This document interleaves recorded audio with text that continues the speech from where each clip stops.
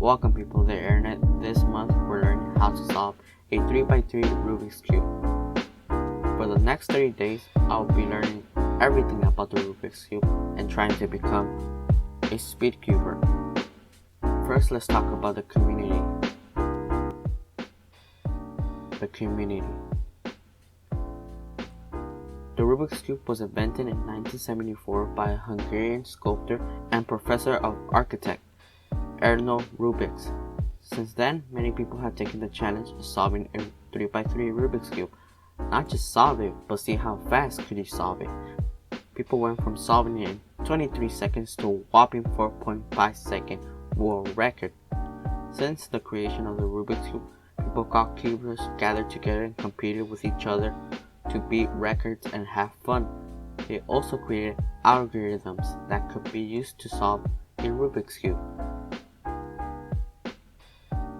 Where to start? If your main goal is to learn how to solve a Rubik's Cube, you're obviously gonna need a Rubik's Cube. I would recommend buying a 3x3 Rubik's Cube from the Cubicle, speedcube.com. Remember, you can buy a cube for less than 10 bucks. I just bought 2 cubes for less than 15 bucks from Amazon. And if you don't want to buy a physical cube, you can use the site below. Now let's talk about how to solve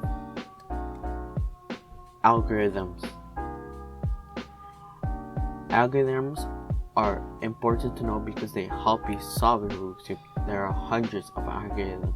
This can range from solving a Rubik's Cube in a certain scenario or algorithm that works for all types of scenarios. Most new beginners use a series of simple algorithms to solve a Rubik's Cube. The sequence is make a daisy, make a white cross, middle layer algorithm, make a yellow cross, last layer algorithm. But if you're serious about solving the Rubik's Cube, you should learn CFOT, a sequence of algorithms that professionals use. But right now, I'll be focusing on using the beginner method. It's simple and it's not hard to remember. Another thing you should learn if you really want to learn how to understand these algorithms are the notation of a Rubik's Cube. For example, the top layer is considered up, the last layer is considered down. The goal. The plan is to spend an hour each day for 30 days and learning how to solve a Rubik's Cube and practicing. Hopefully I can get a sub 30-second solve with a Rubik's Cube. Let's review what are we gonna learn. Learn the notation, learn the beginner's method, learn finger tricks, and finally learn how to think like a speed cuber. Look ahead.